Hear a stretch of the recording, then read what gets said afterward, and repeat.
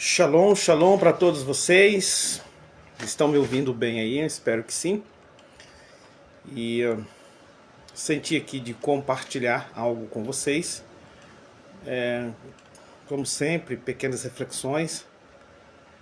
E é muito bom nós meditarmos na palavra do Eterno, na palavra de Deus, porque Jesus disse, né? E Yeshua disse que nem só do pão viverá o homem, mas sim de toda a palavra que sai da boca de Deus, né? Yeshua estava recitando o Devarim. Eu estou aqui compartilhando aqui, essa live aqui no grupo, e logo nós vamos continuar aqui falando, tá bom? E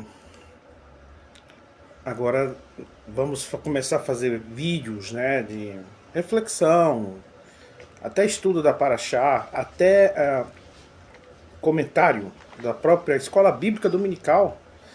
Tem pessoas que subestimam, né? Eu que gosto da línguas, eu que estudo teologia há muitos anos, Torá. Gosto muito, sim, da escola bíblica dominical. Existem pontos que são atuais, né? Por exemplo, a escola bíblica dominical agora está tratando de um tema bastante atual. E a masculinidade, né? A desconstrução da masculinidade. E é um tema bastante atual, né? Que envolve não só teologia, mas envolve também filosofia, né? Racionalidade, moral. Então é bom estar estudando as escrituras. E eu sempre chamo a atenção ao estudar as escrituras que as escrituras ele nos traz muito conforto, né? Conforto psicológico, conforto espiritual. Deus nos traz paz, alegria em nosso coração, em todos os âmbitos da nossa vida. Ontem eu fiz um vídeo, eu fiz um vídeo, e esse vídeo, porque eu estava usando um programa através da internet, através do PC, e o áudio, a configuração do áudio, tentei configurar e a configuração do áudio não ficou muito legal, não ficou bom. E eu apaguei depois que eu fiz o vídeo, porque eu fui ouvir, ficou horrível, ficou picotando, ficou chiando, e não ficou legal. E embora pelo PC, eu consigo projetar a imagem, né? Eu consigo colocar o texto grego aí na imagem, no texto tal, porque existe um programa para isso, né?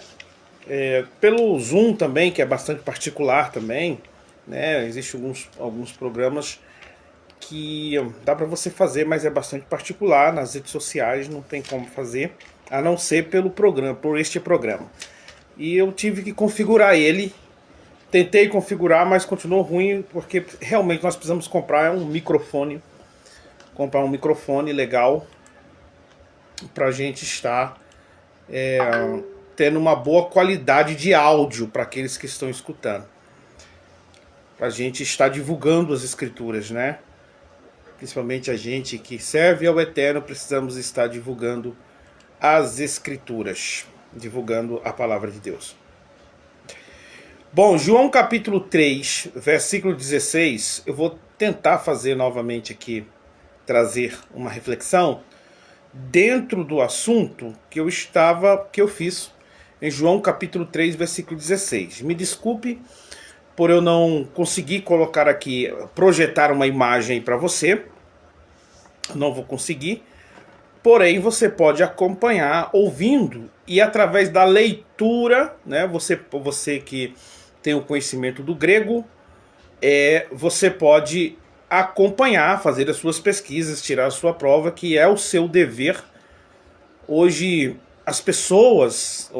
estamos numa confusão de interpretação da Bíblia Sagrada, e o problema não é nem a pessoa observar, ser um bereano. O problema é o treinamento intelectual que a pessoa precisa ter para examinar. E eu não estou exagerando, isso é muito simples. Por exemplo, para você tirar a prova de uma matemática por você mesmo, entender a lógica, você tem que ter estudado, aprendido com o professor, estudado um livro, ou sei lá, você tem que ter aprendido as regras da matemática, senão você não vai saber. Você não sabe o sentido, o porquê dar tal resultado, como tirar resultado e por que deu aquele resultado. Por quê? Preste atenção, por quê? Qual é a lógica? Né? A pessoa precisa entender qual é a lógica. Na calculadora, né? A calculadora você vai lá e já tira, você confia na calculadora, mas qual é a lógica da matemática? Você, quando você não tiver uma calculadora.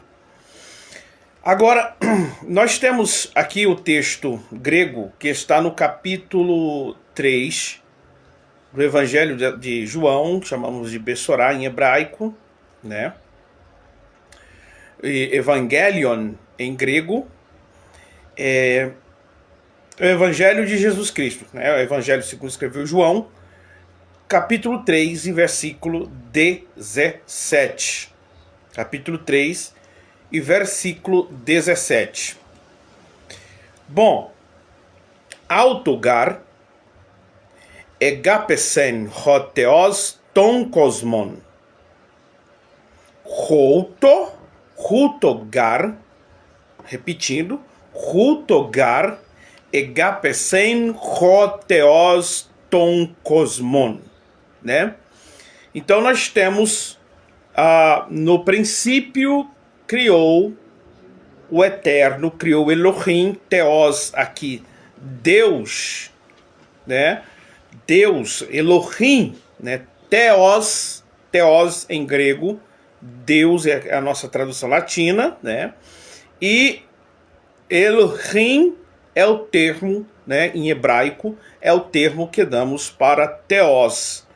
Se você pega a Septuaginta, ou seja, Septuaginta foi uma tradução que os judeus, 70 judeus fizeram do hebraico para o grego. Então essa tradução ficou conhecida como Septuaginta, né? Alguns costumam chamar de Septuaginta, mas o termo correto é Septuaginta, porém isso não faz diferença, arrumar mimimi por causa disso. Então vamos lá. Bom, o interessante é que o HPSEN, as traduções foram felizes. Todas as traduções, particularmente quase todas as traduções, foram felizes. Né? Gente, deixa eu só fazer algo aqui, rapidinho. Eu esqueci de fazer, mas vou fazer agora.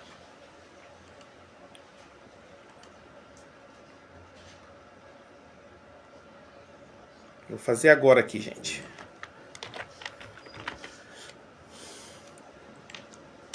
Beleza, já fiz. Convidando aqui algumas pessoas aqui para estar no meu grupo. Shalom, irmão Ronivaldo. Ronivaldo, me perdoa aí, o celular está um pouco distante e eu posso ter errado o nome e o meu óculos está vencido, né? Eu tenho que comprar um óculos novo. E tá embaçado, então às vezes a gente erra aqui, tá? Eu preciso fazer um exame aqui de vista para um óculos legal. Um shalom para você. Então vamos lá, o HPSEN foi uma tradução feliz, ou seja, as traduções, e eles realmente traduziram de uma forma correta, né? Amou. Dentro da estrutura do grego koiné, está no verbo auristo, voz ativa, né, do indicativo da terceira pessoa do singular. Então, a voz ativa, porque o sujeito, quem é o sujeito? Theos é o sujeito, aqui está falando do pai, né? O pai enviou o seu filho, né? O Theos aqui, o Elohim, Theos, Deus, ele enviou seu filho na voz ativa do indicativo. O indicativo é algo que nos transmite uma certeza. como está no tempo auristo, no grego, ou seja, algo que aconteceu, não ficou só no campo da promessa, mas se cumpriu. Ativa porque ele prometeu e praticou a ação, ou seja, Deus não ficou somente na oratória, na oração, nas palavras, ele cumpriu com a sua palavra.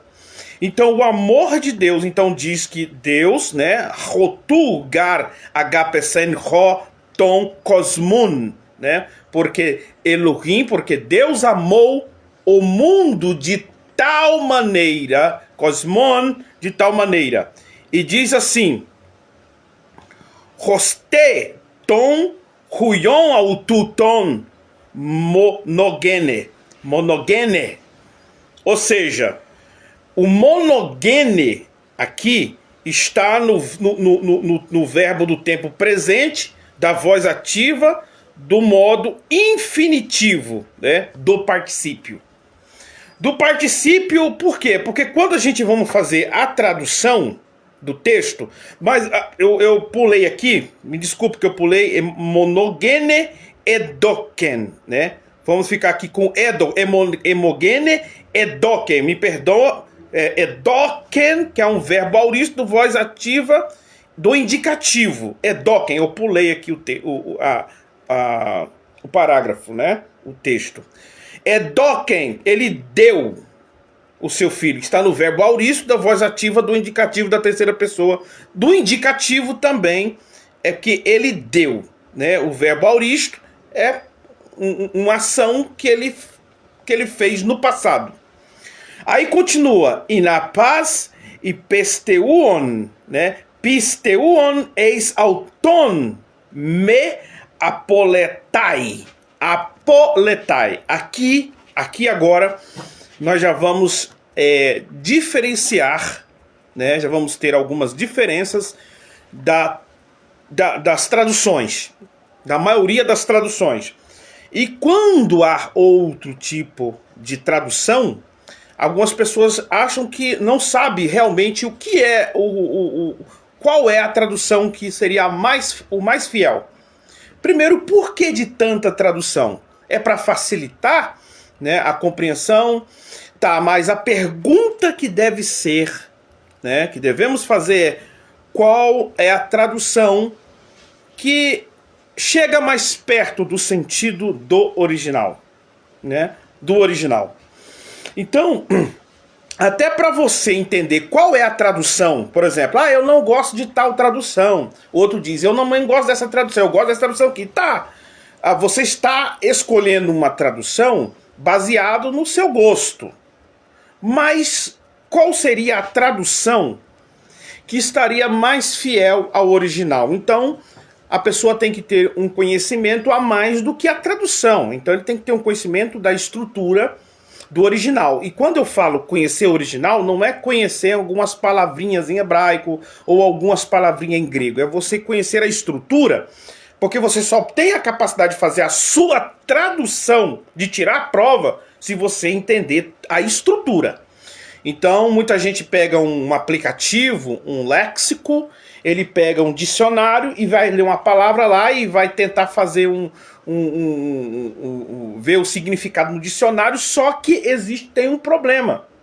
Tem um problema. O dicionário, ele não dá a estrutura sintática do texto. Por quê? Explicando. Quando eu uso a palavra manga, para eu entender a palavra manga, eu preciso de um contexto, né? Eu preciso de um contexto, né? A sintaxe também vai lidar com esse contexto. Eu preciso de um contexto, porque manga de comer não é manga de camisa, né? Manga de camisa ou manga de comer, né? Fácil. O contexto lhe oferece. A sintaxe também, por exemplo, uma palavra, dependendo da estrutura da sintaxe dessa palavra, aquela palavra não é aquele mesmo significado que você viu lá no léxico ou no dicionário. Ele muda. Ou seja, o contexto, a sintaxe, ele muda o sentido daquela palavra. Por isso que não adianta só ler lá no dicionário. Tem que entender a estrutura. Então, nós temos aqui, ó, pisteuon, né? Pisteuon é a melhor tradução seria crendo, porque está no modo particípio, né? Por exemplo, porque nas traduções comum, porque Deus amou o mundo de tal maneira, né, que deu seu filho unigênito. Algumas traduções adulteram colocando único, tá? Se você vê uma tradução, a tradução é traduzir por único, fica esperto, porque existe ideologia teológica nessa tradução. É sério, Ney? Sim, existe ideologia. Tome cuidado com o tradutor. O tradutor é uma benção, mas tem tradutor que ele é tendencioso. Então tem tradutores que não deixaram a palavra unigênito, conforme reflete o grego. Eles colocaram por único. Está errado. Porque unigênito está ligado ao único gerado. Unigênito tem um sentido de geração, né? Entende? Então o único não seria o correto para essa tradução. Então observe, se houver tradução que tirou unigênito e colocou o único, existe a ideologia teológica do tradutor, aquele que fez a tradução. Então veja, pisteuon, a melhor tradução é crendo, tá? Crendo também está no modo do infinitivo do particípio, da voz ativa. Crendo por quê? Preste atenção.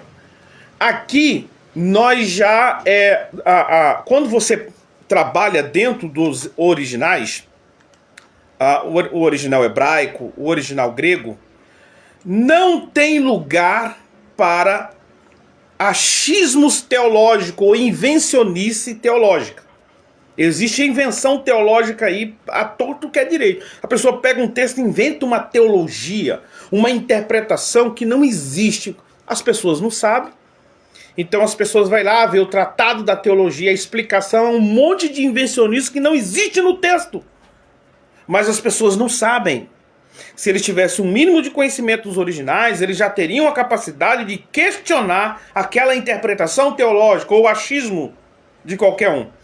Aqui não cabe para achismo. Por exemplo, teologia calvinista.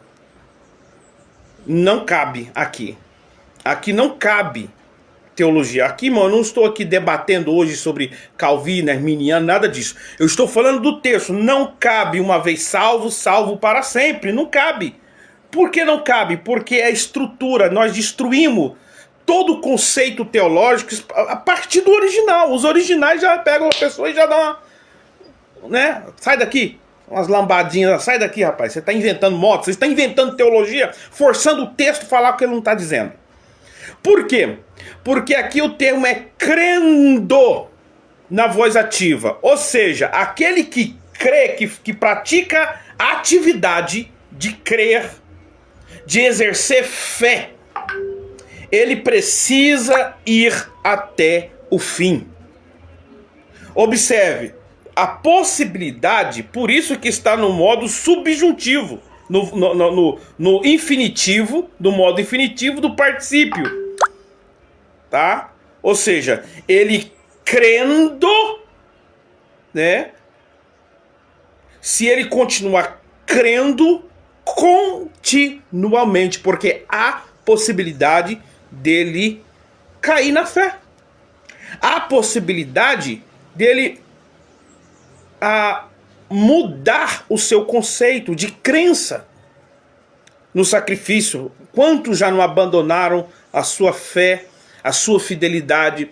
A palavra emuná, por exemplo, no grego, por exemplo, se fosse uma tradução em hebraico, deixa eu ver se eu consigo aqui o Novo Testamento em hebraico, para mim olhar aqui, ver se eu consigo aqui achar para vocês em hebraico a palavra fé, né? Só para vocês 3,16, para vocês terem uma ideia. Deixa eu ver.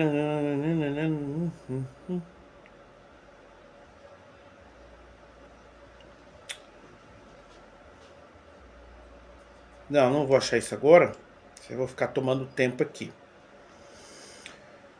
Então nós poderíamos ter a palavra crendo ou fé como emunar. Emunar dentro do hebraico, ele traz um sentido de fidelidade. Então você consegue entender o sentido da palavra fé, né? Da palavra fé, como emunar, que nos traz o sentido de fidelidade. Então, deixa eu ver se eu podia encontrar aqui o texto grego, mas o hebraico, mas eu não preparei para vocês. Aí eu vou ficar tomando tempo aqui. No aramaico. Depois eu vejo isso para vocês. Então veja, a palavra fé no grego, né, é emuná, que traz esse sentido de emuná em hebraico, que é fidelidade. Então observe, será que essa palavra crendo aqui, trazendo a semântica num pensamento hebraico, crendo, traz o sentido de fidelidade? Isso mesmo, porque a sua fé não é provada, a nossa fé não é provada. Somos provados de todos os níveis. Somos provados com as consequências da vida, as consequências naturais, as provações da vida. O homem estando aqui, ele é provado, né, em todo sentido. Somos provados por uma ação espiritual, do mundo espiritual. Também somos provados. Então, tanto a fé precisa ser aprovada. Então, a palavra que nós traduzimos por fé em hebraico é emuná. Emuná é fidelidade. Então, o texto aqui, ó, pisteuon está no modo particípio, que traz o sentido do nosso da língua portuguesa como gerúndio. Então, ou seja, é uma ação continua. Você creu, houve um ponto em que você creu, que começou aqui, você creu, agora ele é contínuo. Então, nesse processo aqui, a sua emuná, a sua fé, o seu crendo, porque lembre-se que a tradução correta seria: porque Deus amou o mundo de tal maneira para que todo aquele que crendo, ou seja, você creu, mas continua crendo em Deus, não pereça. Entende? Conseguiram entender o sentido? Isso mesmo. Então não é aquele que creu, uma ação completa, ou seja, uma ação que aconteceu no passado, você foi salvo e já pronto, acabou. Não. É um processo contínuo dentro da estrutura do grego. Então nós temos aqui eis auton me apoletai, né? Apoletai é outro verbo aqui. Esse é interessante, tá? É muito interessante, por quê? Porque ele está no verbo auristo, que traz um ponto de partida também, na voz média do subjuntivo. Da voz média do subjuntivo. O que significa isso?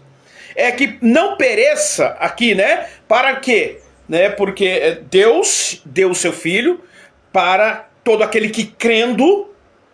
Aí na tradução comum coloca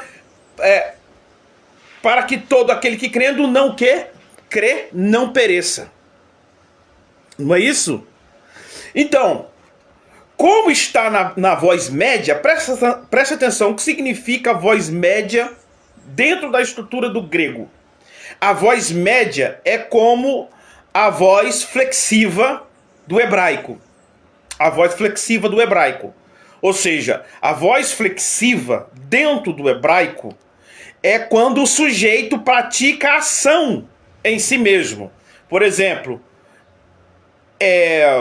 fulano se suicidou-se.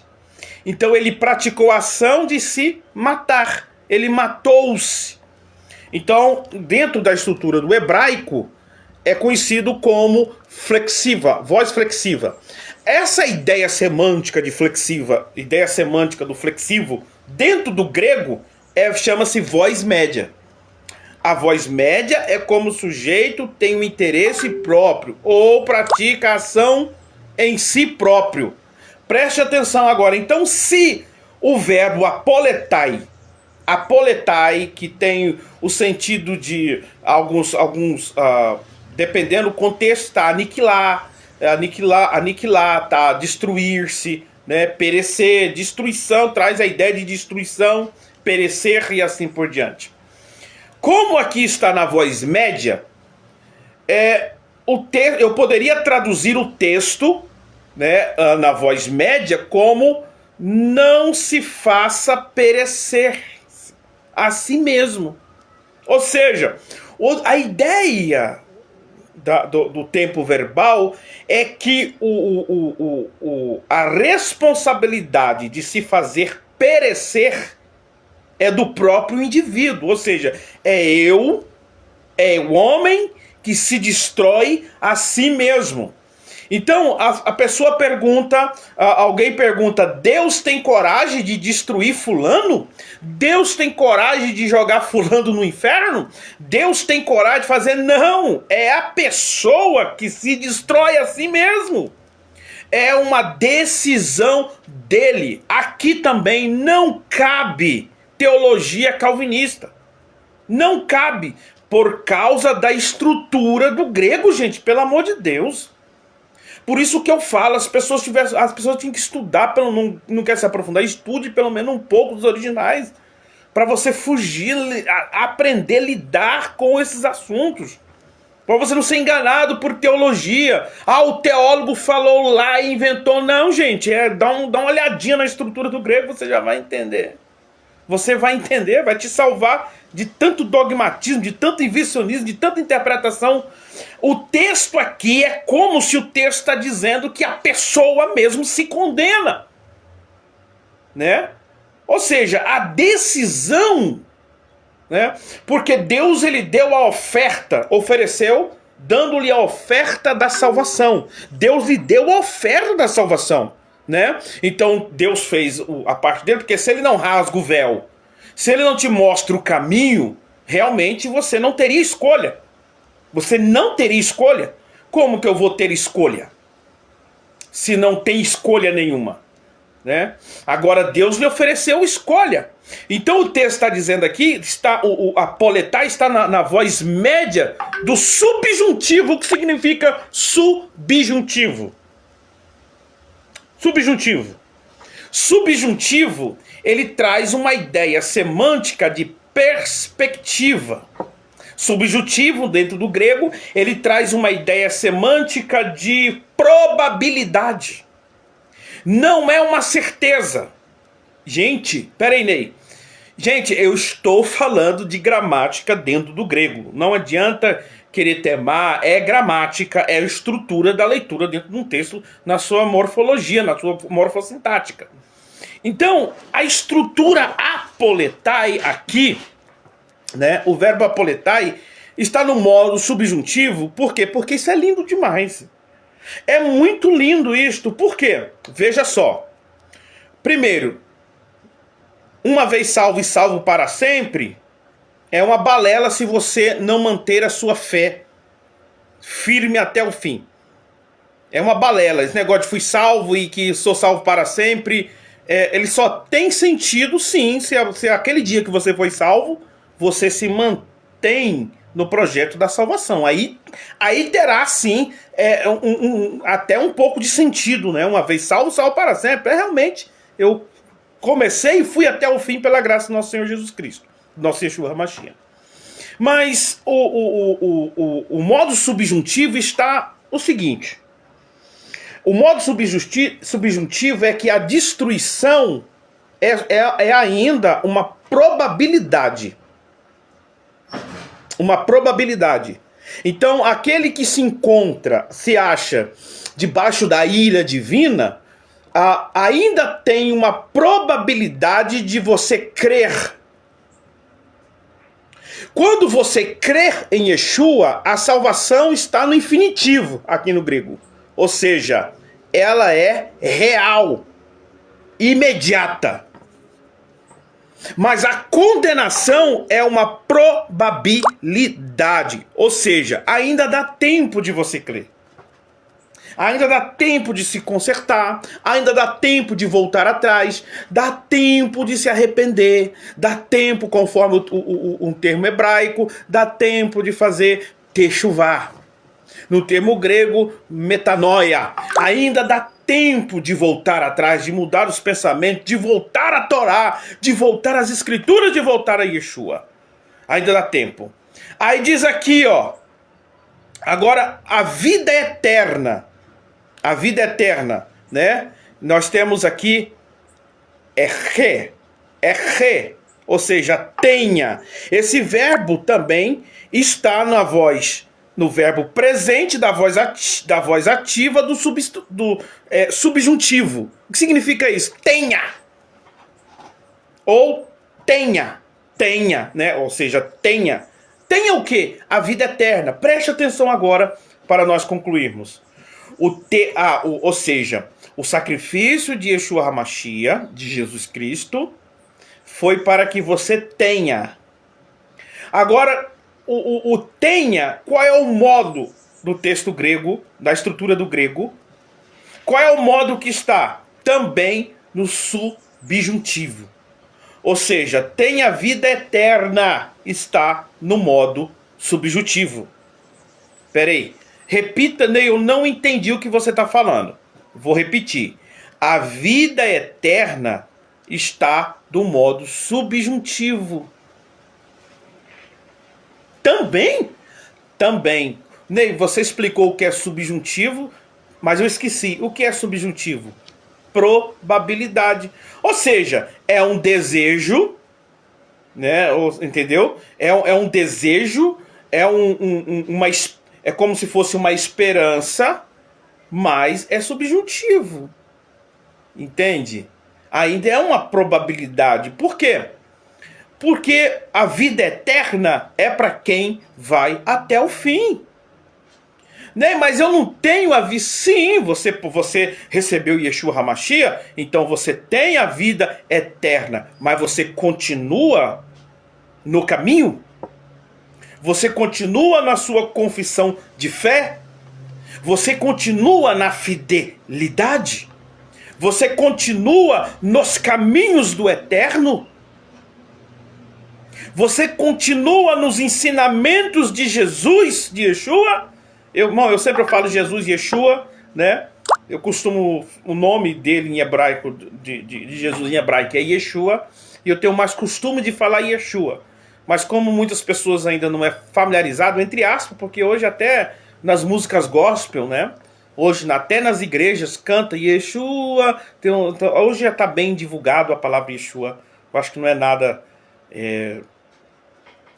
de anormal, né? As pessoas entenderem. Mas o nome dele, Yeshua, tá firme nos ensinamentos de Yeshua, tá firme nos ensinamentos da Torá, tá firme, né? Firme nas promessas.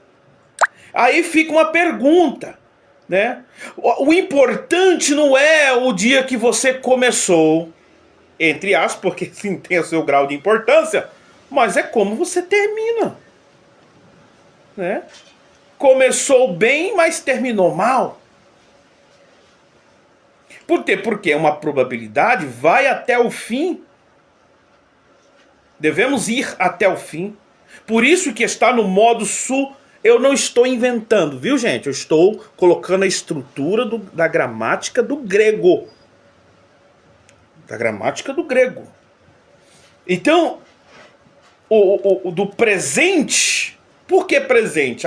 Deixa eu explicar o presente no grego. Porque se eu falar presente aqui, der uma ideia presente, embora no português também o pretérito tem o pretérito perfeito, o presente ele pode dar também, ele pode dar um sentido de continuidade, né? Ele teve um princípio no presente da ação, no dia que aconteceu, mas ele tem também uma continuidade. O presente no grego é isto. o presente no grego, né, quando você lê já vou te dar já aqui uns apontamentos, quando você pega lá o seu léxico, o seu dicionário lá, você vai lá no aplicativo do celular e vê lá aquela palavrinha em grego.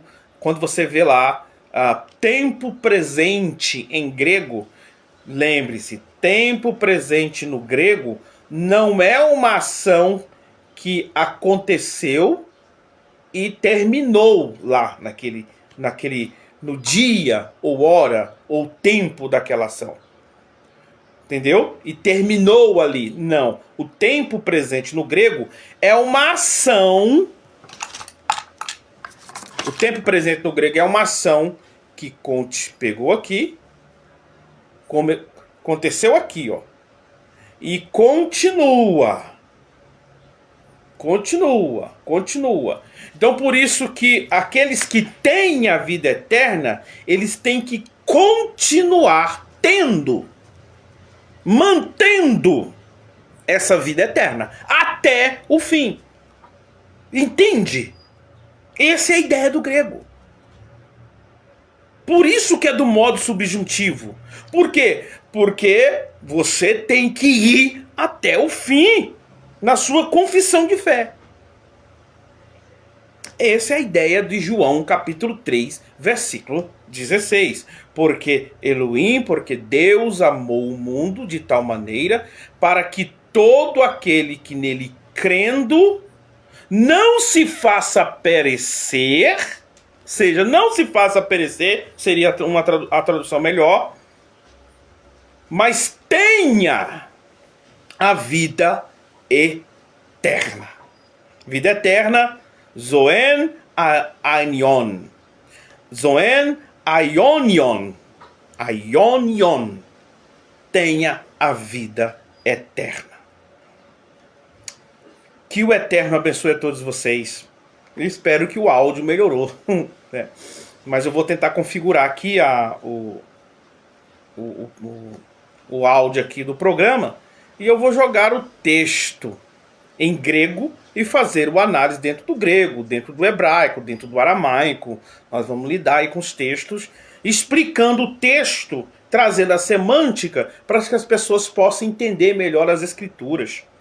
Isso vai ajudar você a pensar, a fugir de interpretações. Observe, isso aqui não é uma interpretação inventada. Eu não estou fazendo aqui uma interpretaçãozinha bonita, um esboço bonitinho, para inventar sentidos para você. Aqui é direto do original grego, da sua estrutura morfossintática. Que o Eterno abençoe e lhe hidraote.